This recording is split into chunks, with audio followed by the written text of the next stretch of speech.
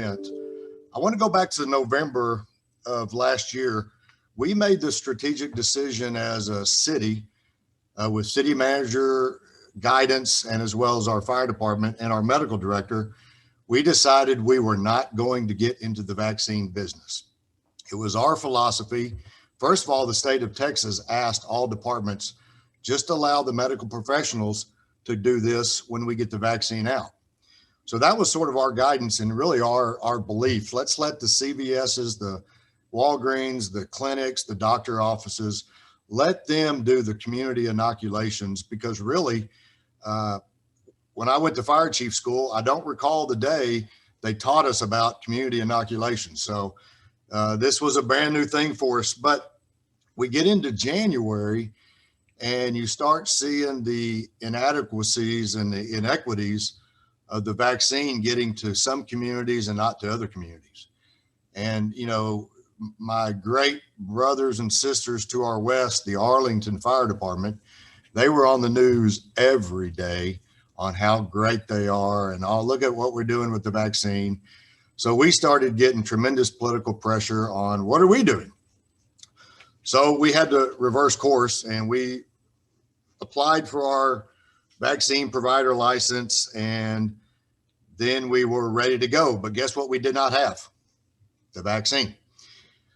So we had to get Senator West and our local officials as well as our state officials to put pressure on the state to give us vaccine. And then they gave us 100 and then they gave us 500. Now we're getting 1,000. So I just wanted to talk briefly on, it took us a while to stand this up, but that is why, because our original strategy was not to head down this road. So here we are. We have partnered with the city of Irving. There is no way one city our size can handle this. We have about 54 people working our vaccine site, which is the old Verizon, which is the theater at Grand Prairie, which I think is going to change names really soon. But for now, it's the theater at Grand Prairie. We're doing it once a week. It's a random day. It's all based on vaccine delivery. We order vaccine once a week. We've been ordering 2,000 to 3,000 a week, and they give us 500.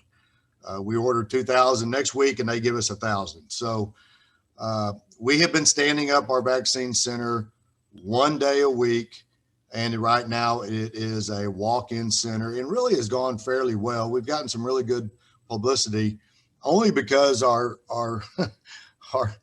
neighbors, Dallas County, as you've seen on TV, have struggled quite a bit with their process. So more to come on the vaccine center, and I'll give you some examples on how you can get the vaccine for you. I do want to talk about this week, Wednesday, when we did our vaccine center. You have to understand that we rely on Dallas County to give us the names. We asked them for 1,000 names in their database from a Grand Prairie or Irving zip code. So we are doing local community only. And so they did that. They sent us 1,000 names of people who had registered, people who had acknowledged the link, and we thought we were good to go. And then all of a sudden we looked around 1 o'clock in the afternoon and we had 1,266 signed up. And then it became almost 1,300 signed up. And what happened was people who got the link shared the link. Those people shared the link. And we had people from Waco, Houston, Tyler, all over the state of Texas registered for our site. We sent them a reverse message via text and email, basically saying, don't show up because you're not eligible, but they showed up anyway. So unfortunately, Wednesday morning, we had quite the chaos of having to turn people away who actually had a reservation form. They were showing us, hey, I was reserved, but they're from Tyler and it just wasn't their time. So we had to turn them away. So there was some controversy this week, but I just wanted to cover where we're at currently in our city. So hopefully, you know, there are actually 4 vaccines. There's Moderna, Pfizer, AstraZeneca, and Johnson & Johnson. We have the Moderna vaccine.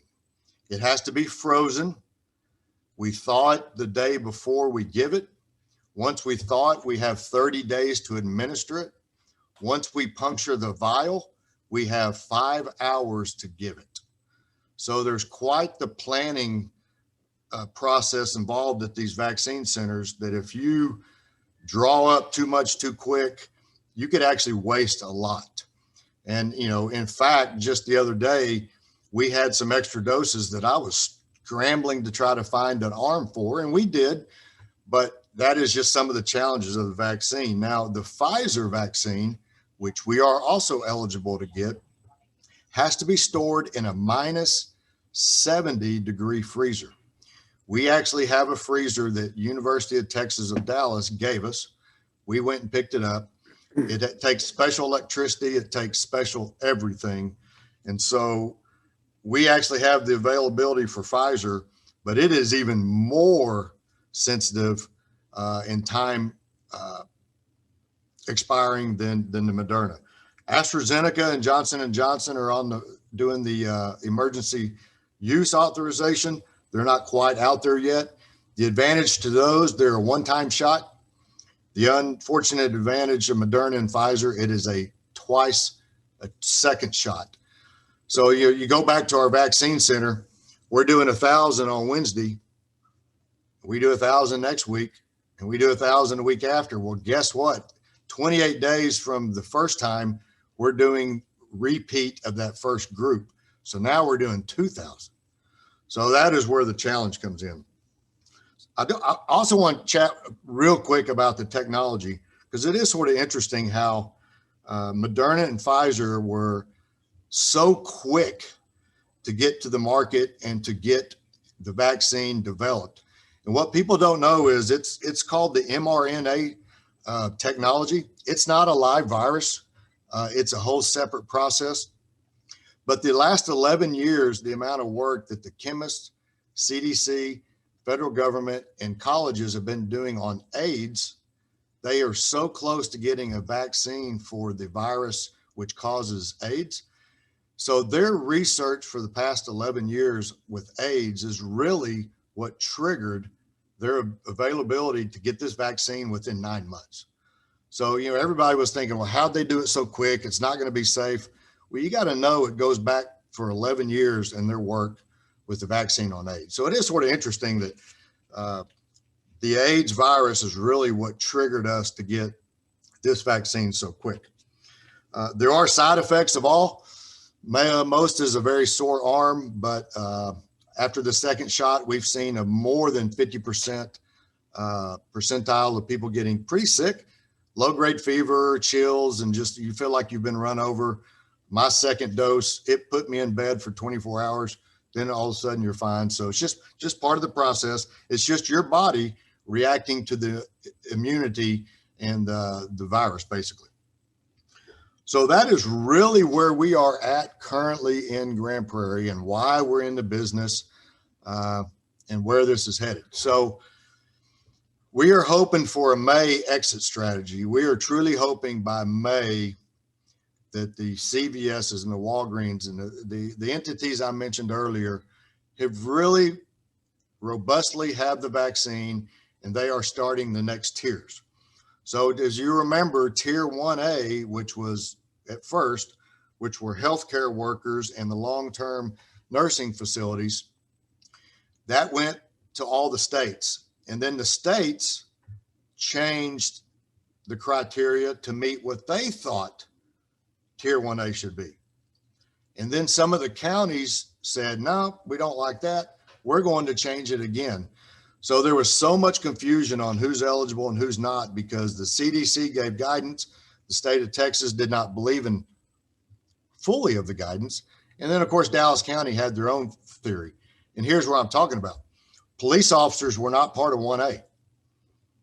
They weren't even 1B. They were going to be a 2A. But the state got it and said, no, the police officers need to be at least a 1B. And paramedics, we were supposed to be a 1B, but the state said, no, you're a 1A because you're part of the healthcare system. So it just got so confusing on when am I eligible, when am I not. So right now we're still at 1A and 1B. 1B under our state, which is different than CDC, is 65 years and older or 16 and older with a pre-existing condition. And there's about 11 pre-existing conditions that you can have to get the vaccine. CDC guidance on the 1B is 75 years and older. So you see the confusion on CDC says one thing, but our state of Texas lowered it to 65. Teachers are also, I believe, in that 1B. And I know GPISD, it's been a struggle getting the vaccine because our original contractor, which was me, doctor, for the city and school district, couldn't get vaccines. So that is another reason we as the fire department had to step up. We're thinking May, June, we will go to the 2A group. The 2A group will be the critical infrastructure, all government, all food service workers, all basically that group that stayed open back in March, April, May, that group will be next. And then it will go to just everybody else. And you're probably looking at summer at the earliest, if not fall. There is no playbook on this. It's been very frustrating the whole time, but that is where we are in a nutshell. If you want the vaccine, you've heard on TV, register with all the sites. That's all I can tell you is register with all the sites. Tarrant County tends to have been quicker than Dallas County. I don't know if you saw the news, but FEMA's coming in to do a mega site at Fair Park and at AT&T Stadium. They're looking at doing, I think, at 30,000 people a day. So your best bet to get the vaccine will be probably through Tarrant County at the AT&T mega site. So make sure you're registered with Tarrant County. It doesn't matter where you live. It doesn't matter where you live. You can register with any site because once they become a federal site or like us, a hub, you can't really discriminate on where they live. We were able to do that because we requested a specific list. But when you register everywhere, but definitely make sure you register at Tarrant County. So Michelle, that's really all I got. I'm open for questions. So just however you want to make this roll. Okay, I actually have a couple questions, and I'm sure that the rest of the people do too. So one, actually, I have a long list of questions. So who's manning the site? And are you guys hiring like nurses and doctors to man the site that you guys have in Grand Prairie, or? No, it's city workers. So the shooters, and I wish we could come up with a better term, because, you know, when you're at the site, we need a shooter, and everybody looks around like, what are you talking about? Well, those are the people that are jabbing the needle in the arm. Those are our paramedics. They're there on extra time, or we've hired some brand new paramedics just to do this thing. But the other peripheral staff, the true people making this work, are parks, library, summit staff. And remember, we partnered with Irving, so it's half of them. The challenge will be March 1st. When the summit opens back up, the libraries are slowly opening back up. Parks are starting to open back up. I don't know where we're going to get our volunteers really, which is why we're trying to transition out of this eventually, but that's who's staffing it. Okay. And then, so I know that, I assume that you have to make an appointment if somebody were to get the first shot. And then I've seen these little cards that they get. Do they make an appointment for the second shot, or what's the scoop on that? So it depends which site you go to. If you go through Tarrant County, they're going to reschedule you for your second shot, and you may go to a different location. If you go through us, and you're fortunate enough to go through us, when we give you your vaccine, we give you a CDC card that you're probably going to need one day to travel. Who knows where this is going to go. And that is your ticket to get the second shot. And we put the date on the back. There's a 41-day window really when you can get your second shot. The sweet spot is 28 days. So, you know, we're doing this once a week. So at 28 days after your first shot, you come back to the theater at Grand Prairie and we'll shoot you again. Okay. So will that interfere with the 1,000 names or whatever you guys get? You'll have, I guess, no. Okay. Oh, well, that's why we're ordering enough vaccine.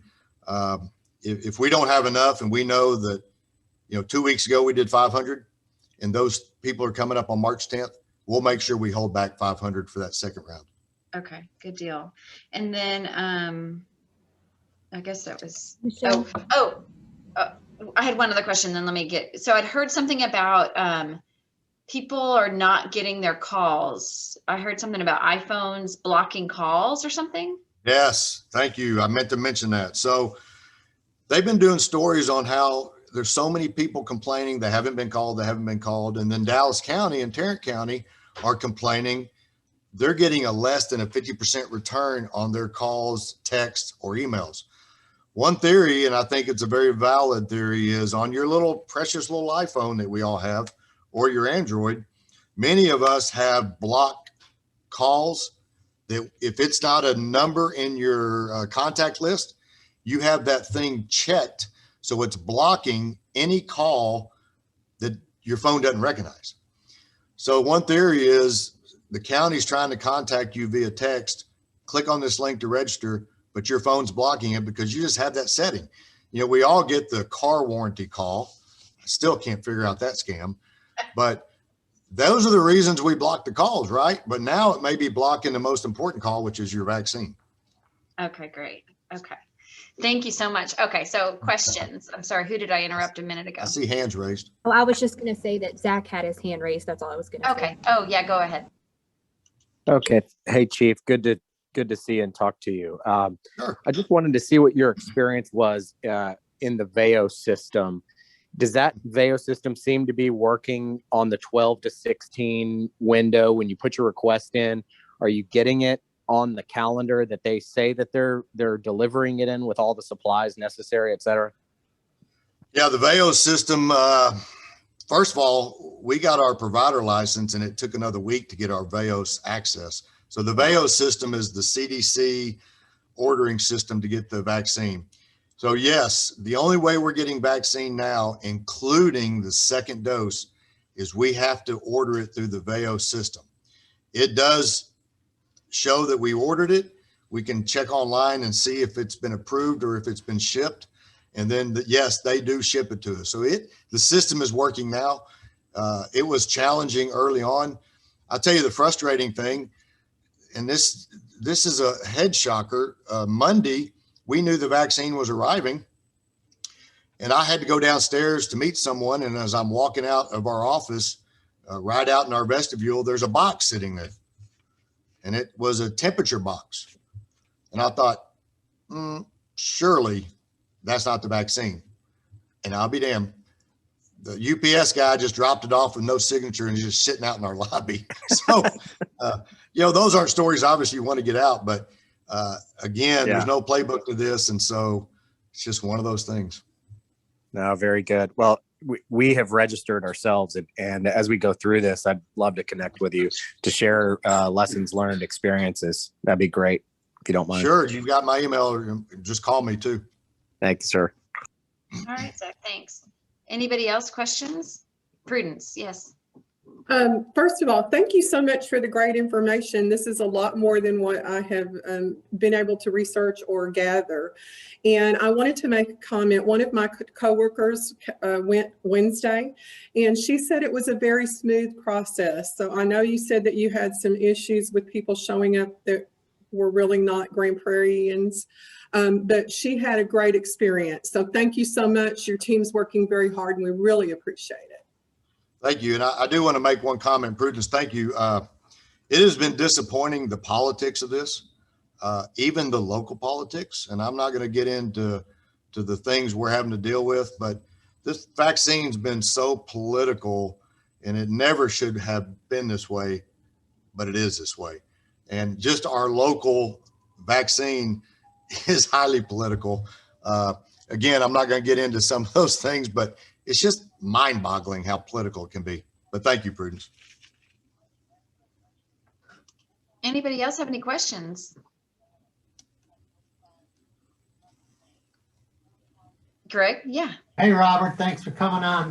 I got my first shot February 1st at Baylor. They were doing it, and it was a Pfizer. It was very, very smooth. They had it really organized. And I had signed up for Dallas, Tarrant, Tom Thumb, I mean, like everywhere.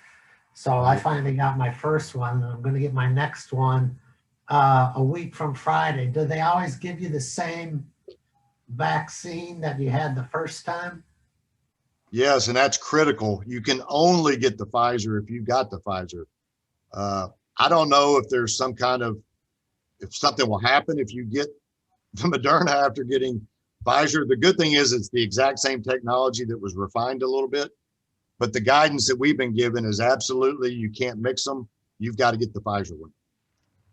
Is the junk that the shooter puts in you, is it exactly the same as the first shot? Yes, identical. Is a half a cc, and it is the exact same ingredients, the exact same thing, just a different bottle. All right, thanks. Anybody else? I am not seeing anything. All right. Hey, Michelle, I've got a quick one. Okay. Zach, Yeah. did we've seen Governor DeSantis in Florida shift the prioritization as you outlined earlier. I've heard rumors in Texas that could shift to an age-based prioritization allocation, just like in Florida. Are you hearing anything like that, or sticking with the current plan? Well, I mean, right now we're already at an age base of 65 and over. Is that what you're asking? Yeah, well, they've completely gone away from phases, period. So they're doing 70 to 75, 60 to 65 to 69, and then so on and so forth without the phases or essential workforce, period. So just asking we're on a state conference call once a day, and then we're on a county conference call.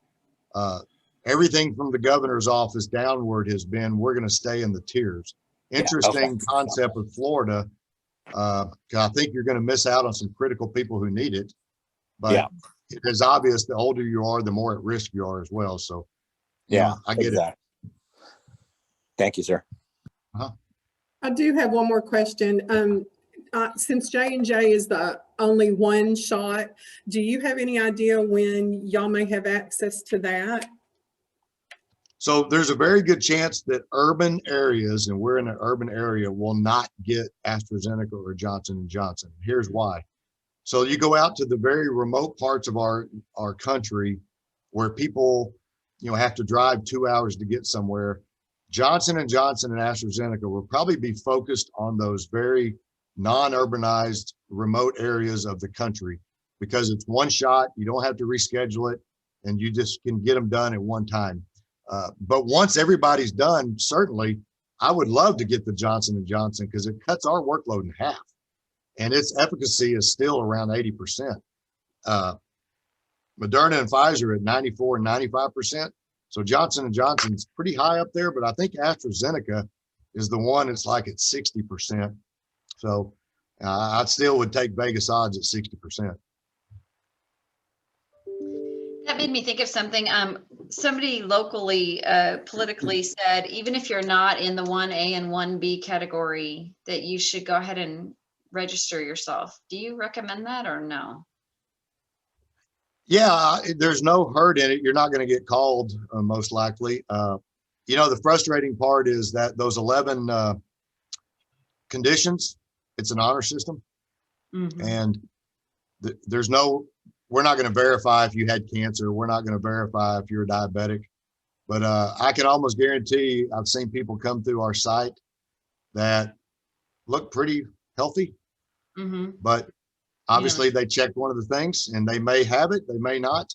But there does seem to be some inequity of some of the people coming in. But for the most part, it's people over 65. Okay.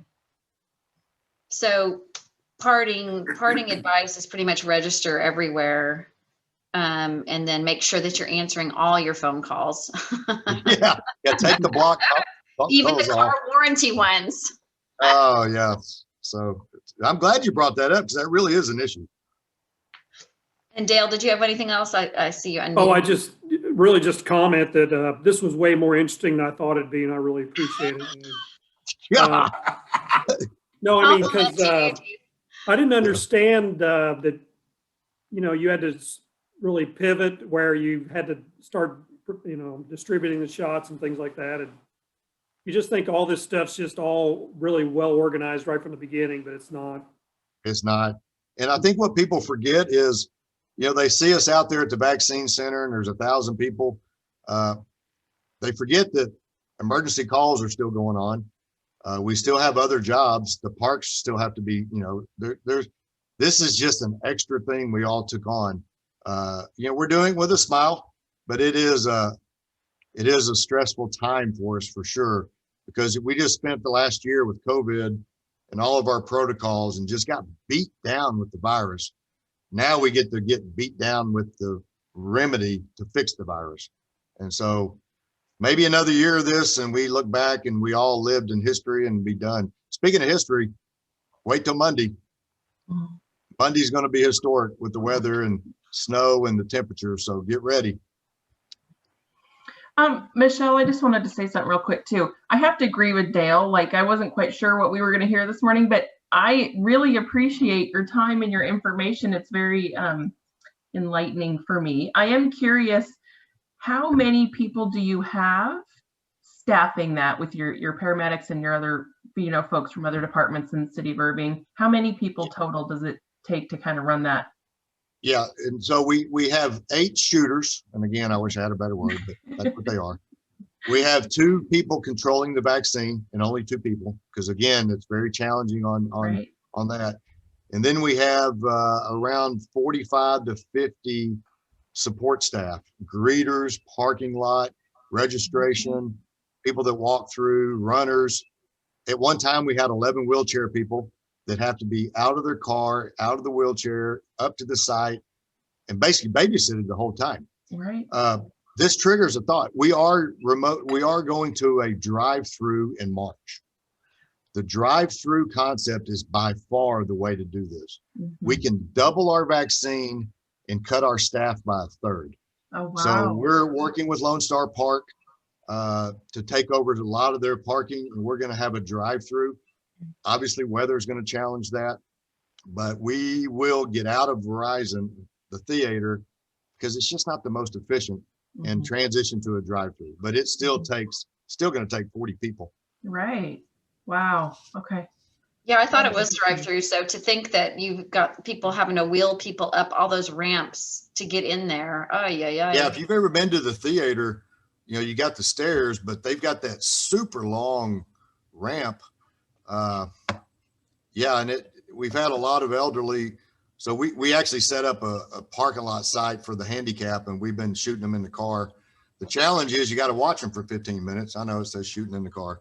Because we have had some reaction to it. So it's important that we watch them. So the drive-through is going to challenge us a little bit on, we got 900 people sitting in their car and one of them has a reaction. How are we going to know? I guess we'll know at 5 o'clock when we're all leaving and that car's still sitting there and someone slumped over the wheel. That's so are you taking citizen volunteers?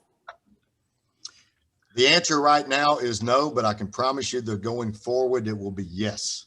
Especially if you're already, if you worked with the city and you may already have your name in a background process, it would be so much easier.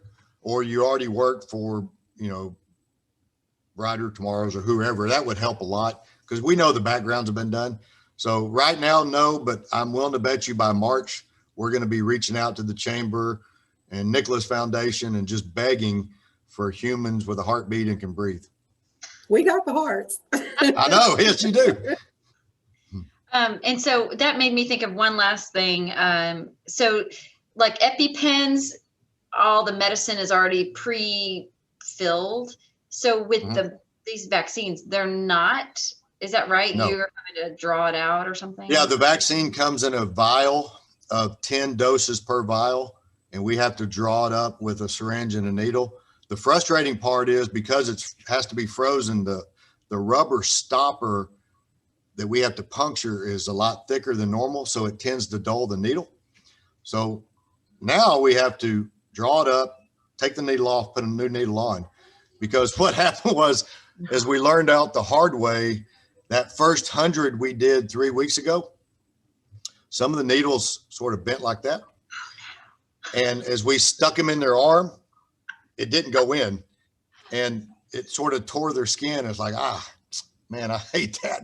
So we had to change needles because that rubber stopper. So think, hey, it's just trial and error at this point.